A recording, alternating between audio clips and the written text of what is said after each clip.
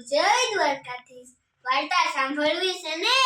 તો ચાલો હું તમને ટોપીવાળા ફેરિયાની વાર્તા સંભળાવું।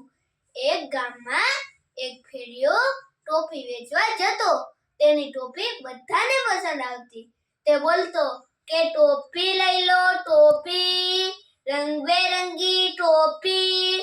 બધા તેની ટોપી લેતા અને ખુશ રહેતા। એક વખત તે ટોપી વેચવા ખૂબ દૂર સુધી ચાલી નીકળ્યો।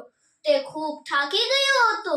ત્યાં રસ્તામાં એક મોટું ઝાડ આવ્યું અને ટોપીવાળો ફેરિયો તો ત્યાં સૂઈ ગયો અને તેને ટોપલું તો તે પાસે રાખ્યું। તે ઝાડ પર શું હતું ખબર છે મિત્રો? તે ઝાડ પર તો ઘણા નટખટ વાંદરા હતા।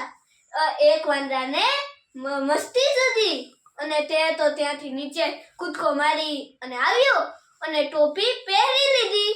પછી શું થયું મિત્રો ખબર છે? પછી તો બધાય વાંદરાએ એક એક કરી અને બધી ટોપી પોતાના માથા પર પહેરી લીધી। અને ટોપીવાળો ફેરિયો જ્યારે જાગ્યો ત્યારે તેણે જોયું કે મારી ટોપી ક્યાં છે? તેણે ટોપીને આજુબાજુ શોધી।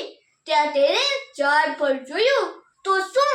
ત્યાં તો વાંદરાના માથા પર તેની ટોપી હતી। હવે તે થોડો મૂંઝવણમાં પડી ગયો કે આ મારી ટોપી આ વાંદરા પાસેથી કઈ રીતે લઉં? તેણે એક યુક્તિ વિચારી અને તેણે પોતાની ટોપી લઈ અને નીચે ફેંકી।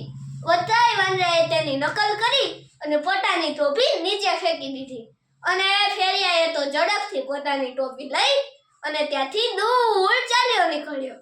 જોયું ને મિત્રો, નકલમાં અકલ હોતી નથી। આનો અર્થ એમ કે આપણે નકલ કરવા જઈએ ત્યાં આપણું પણ નુકસાન થઈ શકે છે। આપણે કદી કોઈની નકલ કરવી જોઈએ નહીં। જો